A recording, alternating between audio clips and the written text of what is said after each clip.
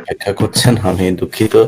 অনেকে কমেন্ট করছেন তাড়াতাড়ি আসার জন্য। আসলে আমরা এই কারিগরি কিছু সমস্যার কারণে দু একজনের সাউন্ড নিয়ে সমস্যা হচ্ছিল, যে কারণে আমরা আসতে একটু দেরি হয়েছে। যাই হোক, গতকাল যেমনটি বলেছিলাম যে আমরা আজকে পিলখানার যে হত্যাকাণ্ড, নারকীয় হত্যাকাণ্ড, সেই হত্যাকাণ্ডের যে রিপোর্ট প্রকাশিত হয়েছে স্বাধীন তদন্ত কমিশন, সেটার বিভিন্ন অংশ আমরা ধারাবাহিকভাবে প্রচার করতে থাকবো। আজকে মূলত যে বিষয়টা নিয়ে আলোচনা হবে সেটা হলো যে পিলখানা হত্যাকাণ্ডে সেনাবাহিনীর যে দায়, এখানে সেনাবাহিনীর কিছু কর্মকর্তা সরাসরি পরিকল্পনার সাথে সম্পৃক্ত ছিল। তাদের কজন সেই বিডিআর এর মতোই শুধুমাত্র একটা একটা জিম্মি নাটক হবে, আর কজন সরাসরি এই অফিসারকে হত্যা করা হবে সেটা আমরা জানি না। সেটা কমিশনের যে রিপোর্ট, সেই রিপোর্টও সেটা ওইভাবে জানা সম্ভব না, সেটা প্রকাশ করে সেখানে বলাও হয়নি। আমরা আপনাদেরকে অনুষ্ঠানে আমার সাথে আজকে যারা আছেন একটু পরিচয় করিয়ে নিই। আপনারা সবাই চেনেন,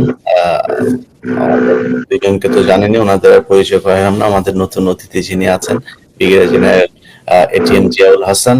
জিয়াউল হাসান ওই সময় পিলখানার হত্যাকাণ্ডের সময়টাতে তিনি ডিএমআই হিসেবে দায়িত্ব পালন করেছেন, ডিরেক্টর মিলিটারি ইন্টেলিজেন্স। সো তিনার কিছু দায় এখানে আছে। তিনি যেহেতু সেই জায়গাতে ছিলেন, তিনারা কি দায়িত্ব পালন করেছেন, দায়িত্ব পালনে কি ব্যর্থ হয়েছেন কিনা, বা সেখানে কাদের কারণে এত বড় একটা ঘটনা ঘটলো অথচ ঠেকানো গেল না কেন, এটা নিয়ে আমরা তার কাছে যাব। আমরা শুরুতেই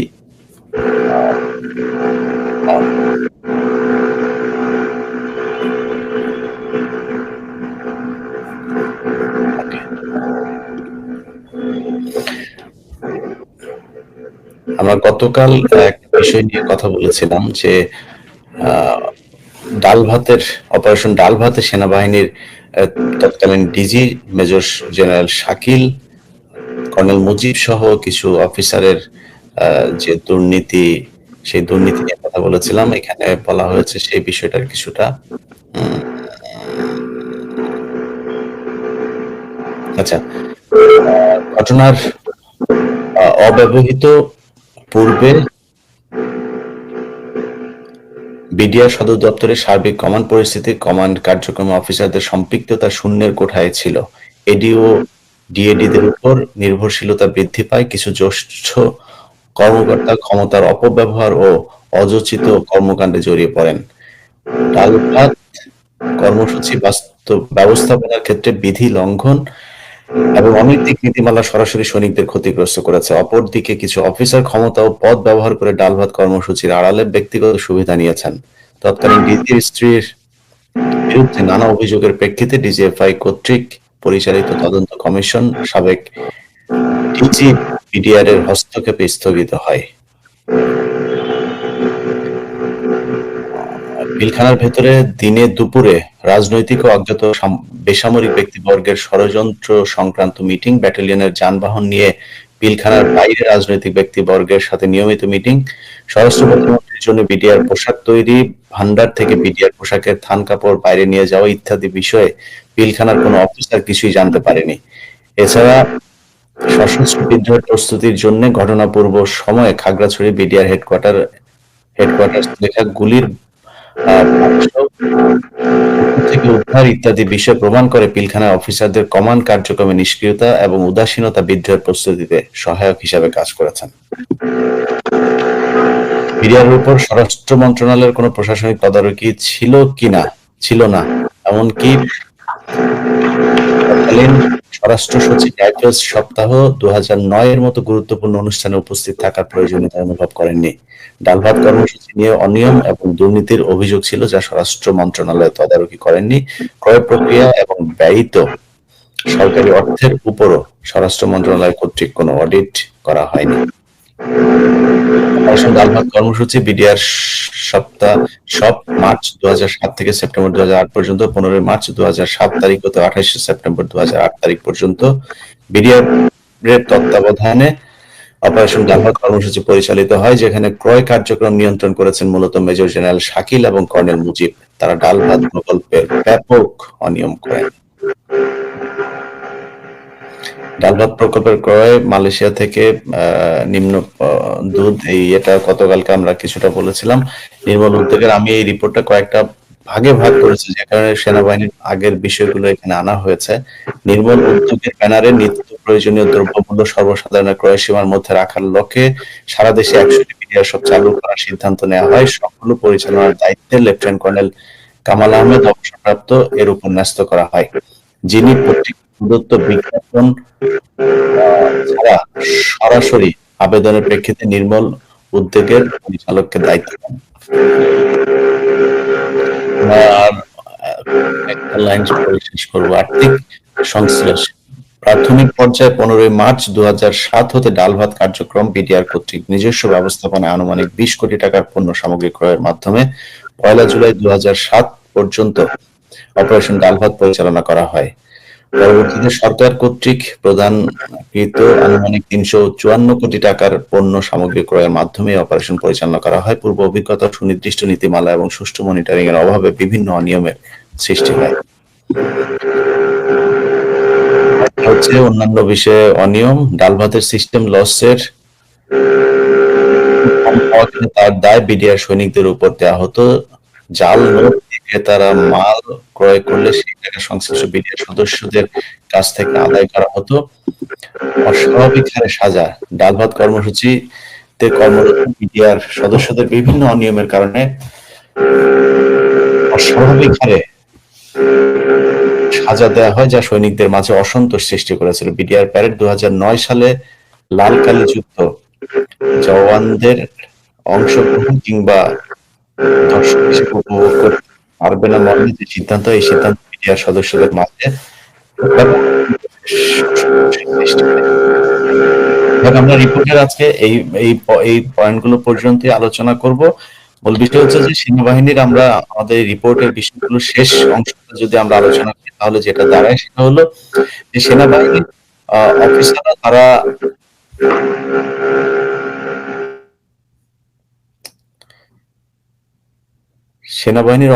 তারা বিভিন্ন নারীদের সাথে অপকর্ম করলেও সমস্যা না। সাবেক সেনাপ্রধান জেনারেল শফি, তার বিরুদ্ধে বাহিনীর ভেতরের অনেক সেনা কর্মকর্তাকে নানান ধরনের প্রলোভন ফাঁদে ফেলে তারপর ধর্ষণের অভিযোগ উঠেছে, কিছু করা হয়নি। জেনারেল আজিজও দুশ্চরিত্রা ছিল, তার বিরুদ্ধে কোনো ব্যবস্থা নেওয়া হয়নি। কিন্তু একজন সৈনিক যদি গোপনে আরেক মেয়ের সাথে প্রেম করে, সেটাতেও তাদের চাকরি চলে যায়। তো এই একই অবস্থা বিডিআর সৈনিকদের উপরেও চলেছে, যে সৈনিকদের উপরে লঘু পাপে গুরুদণ্ড দেওয়া হতো, কিন্তু সে অফিসাররা এই লুটপাট, চুরি, বাটপারি এগুলো করেছে। তা আমরা শুরুটা brigadier general ATM Ziaul Hasan, আপনাকে দিয়ে শুরু করি। আপনি ওই সময়টাতে ডিএমআই ছিলেন। আপনাদের সেনা কর্মকর্তাদের বিরুদ্ধে যে এত অভিযোগ, আপনাদেরকে সেই সময় চিরকুট দেওয়া হয়েছে, যে লিফলেট গুলো তখন বিতরণ করা হয়েছিল, যে কি ঘটতে পারে সেটা আগে থেকেই আলোচনা হয়েছে, আপনারা পাল্টা লিফলেট বিতরণ করেছেন। এই যে এতগুলো বিষয় ঘটলো, এই সেনা কর্মকর্তারা এত দুর্নীতিতে জড়িয়ে পড়লো, ডাল ভাত থেকে শুরু করে বিভিন্ন জায়গায়, এটা কি আপনারা সেনাবাহিনীর ঊর্ধ্বতনরা জানতেন না?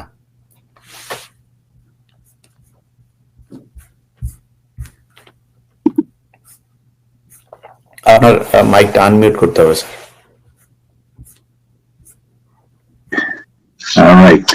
বিসমিল্লাহির রহমানির রহিম। সকলকে আসসালামু আলাইকুম, এবং এই শোর যারা দর্শক শ্রোতা আছেন তাদেরকে এবং আমার সহ আলোচকদেরকে সালাম দিয়ে এবং হোস্টকে সালাম দিয়ে আমার বক্তব্য শুরু করছি। আমি সেনাবাহিনীর ডাইরেক্টর মিলিটারি ইন্টেলিজেন্স না, ডাইরেক্টর মিলিটারি অপারেশন ছিলাম, এবং আমি একটা কথা মনে রাখতে হবে যে ডিএমও ছিলাম। আমি ডিএমও ছিলাম। আর যে 1/11 যে সময়কালটা ছিল, এই সময়কালের আমি প্রথম বছরটা ছিলাম হিল ট্র্যাক্সে ব্রিগেড কমান্ডার।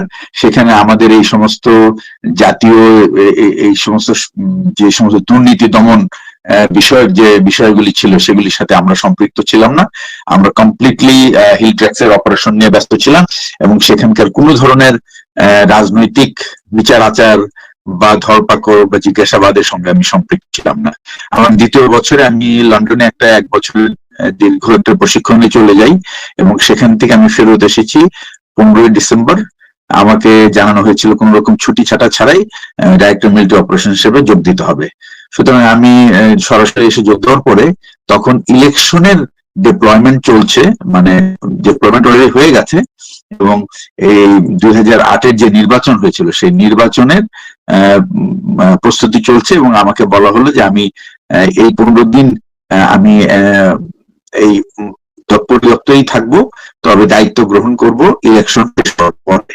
তো ইলেকশন হওয়ার পরে 28শে ডিসেম্বর দায়িত্ব গ্রহণ করি এবং এরপর পালন করি। আপনি করলেন এই প্রশ্নগুলি। প্রথম কথা হচ্ছে যে বাহিনীর ভিতরে দায়িত্ব গ্রহণের পরে বিআরের এই সমস্ত দুর্নীতি সংক্রান্ত কোন রকম আওতার বাইরে, কারণ একটা স্বরাষ্ট্র মন্ত্রণালয় একটা কমপ্লিট বাহিনী এবং তারা তাদের নিজস্ব প্রশাসন দিয়ে চলে, এবং তাদের সম্পূর্ণ তাদের ভিতরে যে সমস্ত প্রশাসনিক কাজ, গবেষণার কাজ। আচ্ছা, আমার মনে হয় শুনতে একটু সমস্যা হচ্ছে। আপনার নেটের একটু প্রতিরক্ষা মন্ত্রণালয়ের অধীনে কাজ করি এবং বিডিআর স্বরাষ্ট্র মন্ত্রণালয়ের অধীনে কাজ করি, কমপ্লিটলি মন্ত্রণালয় ডিফারেন্ট। সুতরাং ওইখানে আমাদের সাথে কোনো যোগাযোগের কোনো প্রশ্নই আসে না। এটুকুই আমার বক্তব্য এই ব্যাপারে। এরপরে আপনাদের যা হয়েছে, যে আমরা পিলখানা হত্যাকাণ্ডের পরে সেনাবাহিনীর অফিসার যারা এটার সাথে সম্পৃক্ত ছিল, এবং সেনাবাহিনীর অফিসার যারা এই ঘটনার সাথে বিডিআর এর কারা সম্পৃক্ত ছিল এবং সেনাবাহিনীর কারা সম্পৃক্ত ছিল সেটা নিয়ে যারা বিচার করতে চেয়েছে, তদন্ত করতে চেয়েছে, তাদের মধ্যে একজন আছেন আমাদের এখানে ব্রিগেডিয়ার হাসান নাসের। এই ধরনের অফিসারদেরকেও তখন নানানভাবে বাধা দেওয়া হয়েছে, তাদেরকে টর্চার করা হয়েছে, তাদেরকে উল্টো শাস্তি দেওয়া হয়েছে। মানে এই জিনিসগুলো তো নিশ্চয়ই আপনারা শুনেছেন বা আপনাদের ঊর্ধ্বতন অফিসাররা শুনেছেন। আমি আপনাকে বলছি যে অ্যাজ এ হোল সেনাবাহিনীর একজন কর্মকর্তা হিসেবে যে এটা আপনারা মানে করেন নাই কেন, বা এই যে বিচারটা করা দরকার ছিল, সেখানে শুধুমাত্র বিডিআর এর লোকজনকে ধরে এনে নিরীহ সবাইকে যারা বিভিন্ন ঢাকার বাইরের বিভিন্ন ক্যাম্পে ছিল তাদেরকে ধরে এনে আপনারা যাবজ্জীবন ফাঁসি টাসি দিয়ে এই যে 16টা বছর জেল খাটালেন, সেনাবাহিনীর অফিসারদের ব্যাপারে সে ব্যবস্থাটা কেন নিলেন না? হ্যাঁ, এখানে আপনি একটা জিনিস খেয়াল রাখতে হবে যে এই যে বিচার প্রক্রিয়াটা, এটা ছিল সরকারের ব্যবস্থাপনা। এখানে একটা স্পেশাল কোর্ট স্টাবলিশ করা হয়েছিল এবং বিচারের যে সমস্ত প্রস্তুতি এবং আইনগত বিষয়গুলি তাদের আওতাধীন ছিল, এবং সেনাবাহিনীর অ্যাকচুয়ালি এর মধ্যে কোনো নিয়ন্ত্রণ ছিল না। এবং এই দুটো তদন্ত দল হয়েছে, তদন্ত কাজ পরিচালনা হয়েছিল। একটা হচ্ছে যে লেফটেন্যান্ট জেনারেল জাহাঙ্গীরের তত্ত্বাবধানে, যেটাতে এই তদন্ত আদালতটা ছিল সেনাবাহিনীর দ্বারা গঠিত, এবং এই তদন্তের টার্মস অফ রেফারেন্স আমার জানা নাই, কারণ আমি ছিলাম একজন সাক্ষী সেখানে। আমার যতটুকু আমি ধারণা করতে পারি, এটা আমার কমপ্লিটলি ধারণা যে এই ঘটনার কারণ এবং এর জন্য দায়ী কে এবং তাদের বিরুদ্ধে কি ব্যবস্থা গ্রহণ করা যায়, এটা ছিল হয়তোবা তাদের উদ্ঘাটনের বিষয়। এবং সেনাবাহিনীর ব্যর্থতা নিয়ে বা কেন আমরা অভিযান পরিচালনা করতে পারলাম না, এবং এই ব্যাপারটা আমার মনে হয় না যে তাদের এই তদন্ত আদালতের টার্মস অফ রেফারেন্সের মধ্যে ছিল, বিকজ এইটা যখনই আলোচিত হবে তখনই সরকারের অনুমোদনের প্রশ্নটা কাছে চলে আসবে। আমি আপনাকে শুধু একটা জিনিস বলি, সেটা হচ্ছে যে এই ঘটনার প্রথম সেনা সদর জানতে পারে, প্রথম কথা হলো যে আমার দায়িত্ব মিলিটারি অফিস ডাইরেক্টর অপারেশন হিসেবে আমি বাংলাদেশ সেনাবাহিনীর যে জাতীয় যে পরিকল্পনা, মহাপরিকল্পনা আছে, প্রতিরক্ষা পরিকল্পনা, সেটা প্রণয়ন এবং সেটাকে বিভিন্ন ডিভিশনে দেওয়া অথবা সেনা প্রধানের পক্ষ থেকে এটাকে জারি করা এবং সেইভাবে সেনা মোতায়েন করা, এবং সেই অপারেশন ঠিক মতো পরিচালনা হচ্ছে কিনা তা মনিটর করে এবং আমার কমান্ডকে অর্থাৎ সেনা প্রধানকে সিজিএস এর মাধ্যমে জানানো বা সরাসরি জানানো, এটাই আমার কাজ। এখন যখন এরকম একটা ইমার্জেন্সি হলো যেখানে আমাদের প্রায় 132 জনের মতো অফিসার সেনা বিডিআর এর ভিতরে আটকা পড়েছে, এবং ওই মুহূর্তে অ্যাকচুয়ালি সংখ্যা বলা হয় নাই, কিন্তু পরে আমরা ক্যালকুলেশন করে দেখেছি, আমার ধারণা ছিল অ্যারাউন্ড 149, কিন্তু সত্যিকার অর্থে এটা ছিল 132। আচ্ছা, এখন এই আমাদের এই জায়গায় আমাদের ভূমিকাটা কি? 9:30 আমরা জানতে পারি যে বিডিআর এর সদর দপ্তরের ভেতরে কিছু উচ্ছৃঙ্খল সৈনিক বিডিআর মহাপরিচালকের দরবারে বিশৃঙ্খলা সৃষ্টি করেছে এবং একজন অস্ত্রের মুখে মহাপরিচালককে জিম্মি করেছে। এটা কিন্তু মোটেই একটা স্বাভাবিক ঘটনা না, এবং এটা সেনাবাহিনীর ইতিহাসে অন্য কোথাও হয়েছে কিনা আমার অ্যাটলিস্ট 31 বছরের সার্ভিসে আমি শুনি নাই। আমি একটা বিদ্রোহর ব্যাপারে জানতাম, সেটা আনসারের, সেটা একটা অন্য ইস্যু ছিল। বাট এই যে সেনাবাহিনী, এই বিডিআর এর ভিতরের যে এই যে বুদবুদ আপনি যেটা বললেন যে ডাল ভাত কর্মর যে কর্মসূচি ছিল সেটার দুর্নীতি, এটার জন্য কে দায়ী, এইটা কিন্তু কমপ্লিটলি বিডিআর এর একটা ইন্টারনাল ব্যাপার। এটা যদি জেনেও থাকে কেউ, সেটা সেনা সদর পর্যন্ত আসলেও এটা সেনাবাহিনী প্রধান বা পিএসওরা জেনে থাকতে পারে। আর জানবে কারা? গোয়েন্দা সংস্থাগুলি, যেমন ডিজিএফআই বা এনএসআই, তারা জানতে পারে। সেনাবাহিনীর ডাইরেক্টর মিলিটারি অপারেশনের he has got no role to even get into the nitty-gritties of this dal bhat karmasuchi. This is not our program. This is completely a national program. It was conducted by them, and etar outcome, etar anomalies, it is all this responsibility of the government, even not in the army headquarter. এই হলো actually ডাল ভাত কর্মসূচির ব্যাপার। কিন্তু 9:30 যখন BDR এর সদস্যরা এরকম একটা উচ্ছৃঙ্খল পরিস্থিতি সৃষ্টি করলো, এবং বিডিআর এর মহাপরিচালক সেনাপ্রধানকে রিকোয়েস্ট করলো যে তাকে উদ্ধার করার জন্য, এবং সেই উদ্ধার করার রিকোয়েস্টের প্রেক্ষিতে সেনাপ্রধান যখন ঢাকা শহরের যে পদাতিক ব্রিগেডটা আছে, সেই ব্রিগেড কমান্ডারকে ডেকে যখন আদেশ দিল যে তুমি ইমিডিয়েটলি যাও, এবং সেখানে তার প্রাথমিক আদেশটা ছিল তুমি যাও এবং সেখানে দেখো কি হচ্ছে। তো আমি একজন মিলিটারি অফিসার হিসেবে যখন আমি এটাকে আদেশে লিখবো, আমি এই কথাটা লিখবো না, বিকজ আমি তাকে তার কাজ খুব স্পেসিফিক করে দেব, এটাই আমার কাজ। তো আমরা যেটা মানে পেশাগত যেভাবে দিই, আমরা এরকম সিচুয়েশনে যখন কোন বিশেষ অর্ডার দিতে হয়, সময় কম থাকে, তখন আমাদের একটা ছক আছে, এবং সেই ছক অনুযায়ী তাকে একটা খুবই শর্ট পরিস্থিতি এবং তার টাস্ক এবং তার অধীনে কোন কোন সেনাদল তাকে দেওয়া হলো তাদের এই অভিযানটা সফল করানোর জন্য, এটাই আমার কাজ। এবং এদের মোবিলাইজেশন এবং যথাযথভাবে সেই 46 ব্রিগেডের কমান্ডারের হাতে পৌঁছানো, এটাই আমার মূল দায়িত্ব। এবং সেই সাথে তাকে সেই যানবাহন, গোলাবারুদ এবং সৈন্যদল দেওয়া, যেন তিনি তার মিশনটা খুব স্মুথ ভাবে পরিচালনা করে তার লক্ষ্য অর্জন করতে পারে। এবং সেই অনুযায়ী আমি যেটা করেছি সেটা হলো, আমরা রীতিমতো সাইমেলটেনিয়াস, আমরা বলি যে এক ধরনের, যে প্রত্যেকটা ইউনিটকে আমরা ওভার ফোনে আদেশটা শুনিয়ে দিয়েছি, ব্রিগেড কমান্ডারকে দেওয়া হয়েছে। ব্রিগেড কমান্ডার নিজের অপারেশনাল স্টাফ সাথে করে নিয়ে গেছেন, যেন সেখানে যদি ফার্দার অর্ডার দিতে হয় তাহলে। আমি একটু পরিষ্কার করি স্যার, আপনাকে আমি মানে কি ঠিক মতো হয়েছে, যা আপনারা ঠিক মতো করেছেন তা তো করেছেন, কিছু ঠিক মতো হয় নাই, মানে সে ঠিক মতো হয় নাই কি কারণে এটা হলো। আমি আপনাকে কিন্তু মানে ব্যক্তিগত ভাবে যে আপনি ডিএমও হিসাবে আপনাকে কোনো দায়িত্ব আছে, আমি সেটা হিসাব করি না।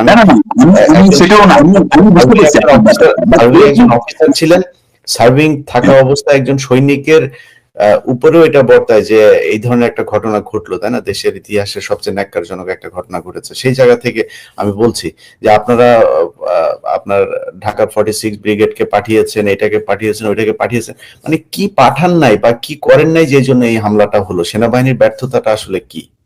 না, হামলাটা তো অ্যাকচুয়ালি সেনাবাহিনীর উপরে হয়নি, এটা ঘটনাটা ঘটছে ভেতরে। এবং এইখানে যে কাজটা হয়েছে সেটা হচ্ছে যে সেনাবাহিনীকে যখন তার দায়িত্ব দেওয়া হয়েছে, সেনাবাহিনী এবং তার অবজেক্টিভের মধ্যে অন্য একটা কর্তৃপক্ষ এসে দাঁড়িয়েছে, এবং এটা হলো আনএক্সপেক্টেড। এটা আমরা তো টেলিভিশনে দেখার পরে বুঝতে পারলাম যে রাজনৈতিক নেতৃবৃন্দ ইনভলভ হয়েছেন উইদাউট কনসাল্টিং দি মিলিটারি অথরিটি। এটাই হলো মেইন কারণ। এবং এইখানে যে ফিল্ডে যে কমান্ডার ছিল, সে তার যে দায়িত্ব ছিল, তাকে যে দায়িত্ব দেওয়া হয়েছে সেটা সে ভুলে গিয়ে সে রাজনৈতিক নেতৃবৃন্দের কথা শোনা শুরু করেছে। তো আমি যদি মিলিটারি অফিসার হই, আমার প্রথম কথা হলো I will kick him out from my way. You have no business to stop my work. If you have any business, go and talk to my superior. আমি একটা ফিল্ড কমান্ডার হিসেবে আমি এইটুকুই বুঝি। সো মানে ফিল্ড কমান্ডার যে ছিল, যাকে দায়িত্ব দেওয়া হয়েছিল, তার কাজ ছিল ওই পলিটিক্যাল লিডারদের সাথে আলাপ আলোচনা, তাকে ব্রিফিং না করে উনি বরং উনাকে পেছনে সরিয়ে দিয়ে উনার মিলিটারি যারা সাবঅর্ডিনেট ছিল তাদেরকে ব্রিফিং করে কাজ করার কথা ছিল। আচ্ছা, আমি দেখি আমাদের ব্রিগেডিয়ার জেনারেল হাসান নাসির স্যারের কাছ থেকে একটু সরাসরি জানতে পারি কিনা। স্যার, আপনাদের বাহিনীর অফিসাররা গম চুরি করে, গুঁড়া দুধ চুরি করে, এই দরবার হলে আজকে এই ঘটনা, আমি রিপোর্টের কিছু কিছু অংশে পড়লাম, ওগুলি পরবর্তীতে আমরা জানাবো। দরবার হলটা যে আপনারা মাঝে মধ্যে এটা করেন নাকি, ভাড়া দেন, তাই না? এই ভাড়াটা যে দেন, এইখানেও কোনো ধরনের কোনো টেন্ডার বা কাদেরকে লিজ দেয়া হবে এটা এরকম কোনো ব্যক্তি না, ওইটা মেজর জেনারেল শাকিল তার পছন্দের একজনকে দিয়ে দিতেন, কোনো জবাব দিয়ে তার ব্যাচমেট, সো তাকে দিয়ে দিতেন, সেখানে কোনো জবাব দিতে থাকতো না। মানে এই যে সেনাবাহিনীর এত বড় একজন অফিসার পিলখানার মতো এরকম একটা জায়গার মধ্যে তারা একদম ক্যান্টনমেন্টের পাশে বসে এই ধরনের দুর্নীতি করছে, সারা দেশে বিডিআর এর যে সৈনিকদের মধ্যে যত ধরনের এই যে ক্ষোভগুলো তৈরি হয়েছে, তাদের উপরে যে নির্যাতনগুলো হয়েছে, এই ঘটনাগুলো ঘটলো, মানে এইটার কি সেনাবাহিনীর মানে কেন্দ্রীয় কোনো কন্ট্রোল ছিল না বা কোনো দায়িত্ব ছিল না এগুলোর ব্যাপারে খোঁজ খবর রাখা?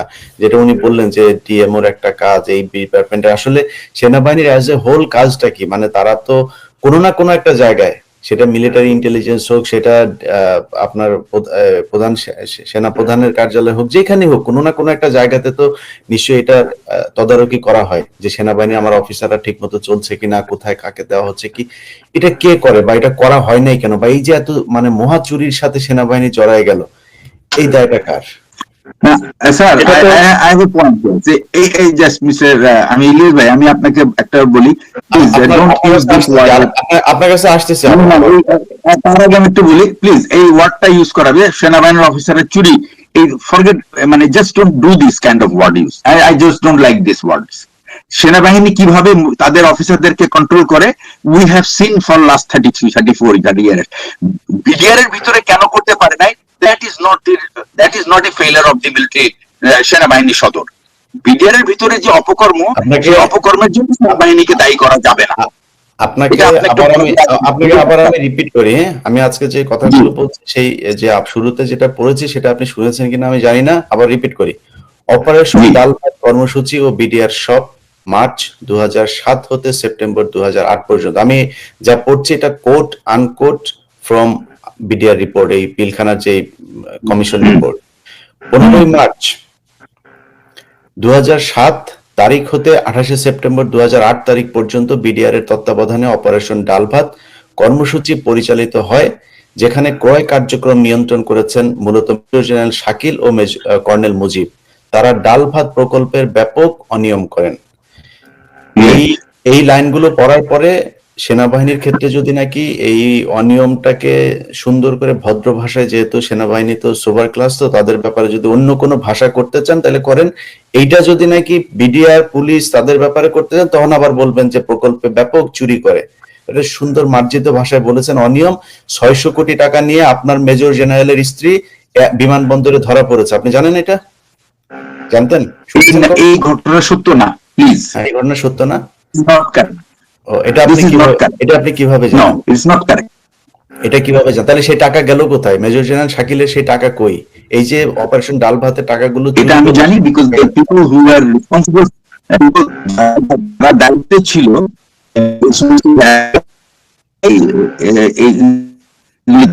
it was not correct. It was আমি বললাম যে এই যে provocation. এই যে অনিয়মের general Shakil and his family, আপনার কথা আসলে বোঝা যাচ্ছে না, আমি পরে আপনার কাছে আসি এই বিষয়টা নিয়ে। যাই হোক, আমরা ব্রিগেডিয়ার হাসান নাসির আপনার কাছে যাই। অপারেশন ডাল ভাতের টাকা পয়সা, অনিয়ম ইজ অনিয়ম, অনিয়ম কিন্তু চুরি না, অনিয়মটা আপনি আপনি সেনাবাহিনীর ক্ষেত্রে অনিয়ম আপনি সুন্দর ভাষায় বলেন, কোনো সমস্যা নাই, কিন্তু আমরা সাধারণ মানুষ তো, আমরা তো মানে অশিক্ষিত মানুষ, আমরা অনিয়মকে চুরিই বলি, আমাদের সমাজে চুরিই বলে, চুরি। আপনি আপনার মতো সুন্দরভাবে ভাষায় বলেন, যেহেতু ডিওএইচএস এ থাকেন, আপনারা অন্য ভাষায় বলেন, কোনো সমস্যা নাই, আপনারা যেটা করবেন সেটাই হালাল। বিডিআর এর পিলখানায় আপনারা করেছেন, বিডিআর এর সদস্যরা যেই মিটিং এ ছিল, সেই মিটিং এ আর্মির সদস্যরা ছিল, যে আর্মির সদস্যদের মিটিং গুলোতে আর্মিরা যে ছিল, সেখানে আর্মিকে আটক করা হয়নি, আর্মি 16 বছর জেল খাটে নাই, 16 বছর বিডিআর জেল খেটেছে। আপনাদের সুন্দর করে কথা বলতে পারেন, আপনারা সেটা বলেন, কোনো সমস্যা নেই, কিন্তু আমাদের সমাজে এই আটাচোর বলে এটাকে। এই যে পিলখানার বিডিআর এর যেই ডাল ভাতের যেই অপারেশন, এটাকে আমরা আটাচোর বলি, তো আমরা আটাচোর হিসাবে বলছি, আপনি আপনার মতো বলেন, কোনো সমস্যা নেই। হাসান নাসির। জি, ধন্যবাদ আমাকে আমন্ত্রণ জানানোর জন্য। আমি এখানে এই ডাল ভাত সম্পর্কে যেহেতু একটু ভিতরের তথ্য জানা আছে, সেজন্য আমি কিছু তথ্য বলবো, যেটা হয়তো প্রথমবার হইতে পারে, বা আমার নিজেরও ধারণা, বা আমার রিএস্টিমেশন বলতে হবে এই রিপোর্টের পরিপ্রেক্ষিতে। এই কর্নেল কামালকে যে দায়িত্বটা দেওয়া হয়, হু ইজ কর্নেল কামাল, ওর যদি কার্যক্রমগুলো আমরা বিবেচনা করি, তাহলে আমি মনে করি এটাই ছিল এই বিডিআর হত্যাকাণ্ডের পটভূমি।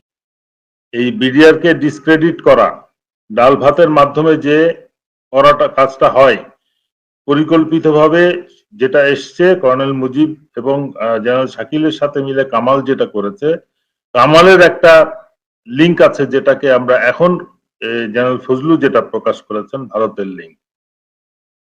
কামাল কিন্তু একজন established agent of that group, তো সেই হিসেবে সে যদি এই ডাল ভাতের কার্যক্রম পরিচালনা করে থাকে, এবং সে যদি এই যে 354 কোটি টাকার ডিলে যদি সে থেকে থাকে, আমার ধারণা এইখানে যে অনিয়মগুলো হয়েছে সেও করেছে, সেও বেনিফিটেড হয়েছে, এবং সে বিডিআর ডিজি এবং কর্নেল মুজিবকে যদি এই ব্যাপারে কোনো বেনিফিট দিয়ে থাকে, এটা পার্ট অফ দি প্ল্যান। এবং এটা তারাও যদি ট্র্যাপে পা দিয়ে থাকে, এটা বুঝতে হবে যে এটা দে লস দি, মানে দে গট ট্র্যাপড। এবং সেই পরিপ্রেক্ষিতে আমি বলবো যে এই ডাল ভাতের এই কার্যক্রম অনিয়মটা এস্টাবলিশড, বাট এই তথ্যগুলা প্রথম কমিশন যখন হয়, আমি যেটাতে সদস্য ছিলাম, এই তথ্যগুলা মোটেও আমাদেরকে দেওয়া হয় নাই। কামাল এসেও খুব সিম্পল একটা, ওই যে ঠিক মামুন খালেদ বা এই জিয়ার যে স্টেটমেন্ট ওই কমিশনে ছিল, মানে দেখেছি, করেছি, খেয়েছি টাইপ স্টেটমেন্ট তারা দিয়ে চলে গেছে, নোবডি আস্কড এ কোয়েশ্চেন। ওইটা লিপিবদ্ধ করে ছেড়ে দেওয়া হয়েছে, বিকজ উদ্দেশ্য ছিল যে পটভূমি, কারণ এবং সুপারিশ, এই তিনটা, যেটা ব্রিগেডিয়ার জিয়া ঠিক মতো বলতে পারে নাই। মূল ওই কমিশনের কাজ ছিল এটা, তো সেই হিসেবে ওই কাজটাই তারা করেছে। এইখানে আমি এই জন্য বলতেছি যে আপনি যেটা বলছেন এটা কারেক্ট, এবং এটাতে পরিকল্পনার একটা অংশ, বিডিআর কে ডিসক্রেডিট করা হবে ডাল ভাত দিয়ে, এবং সে কামাল এটার মূল আর্কিটেক্ট, এবং তাকে দিয়ে যে এজেন্সির সাথে তার যোগাযোগ, সে এটা করছে। কামালের আরো অনেক ইতিহাস আছে, যেটা এই মুহূর্তে বলার হয়তো প্রয়োজন নাই, আরো অপকর্ম। যেটা ওনার ধারাবাহিকতায় যদি আমরা আসি, যে বিডিআর এর শুধু তো ডাল ভাত না, ডাল ভাত ছাড়াও ধরেন দরবার হল, এই যে দরবার হলটা যে আপনার ভাড়া দেওয়ার বিষয়টা এখানে উঠে এসছে, আরো আরো বেশ কিছু বিষয় আছে। আমি আসলে ইলিয়াস ভাই, আমি এই মিলিটারি ইন বিজনেস যখন প্রথম বিএমটিএফ আর্মি নেয়, সেটাই কিন্তু ইনিশিয়েশন বলতে পারেন। তার আগে সেনা কল্যাণ সংস্থা ছিল, খুব ছোট আকারে ইউনিট লেভেলে ক্যান্টিন চলতো, ছোটখাটো ইনস্টিটিউশন চলতো, একটা হয়তো ক্লাব চলতো, এই পর্যায়ে ছিল। That was the initiation. এটাও কিন্তু পার্ট আর্মিকে করাপ্ট করা। আর্মিকে করাপ্ট করার প্ল্যান হচ্ছে এই বিভিন্ন কর্পোরেট বিজনেসের মধ্যে আর্মিকে ঢোকানো, এবং তারপরে আত্মীয়দের ফেভার করা, আত্মীয় স্বজন মানে বন্ধু বান্ধবদের ফেভার করা, এবং ইট বিকাম এ প্র্যাকটিস।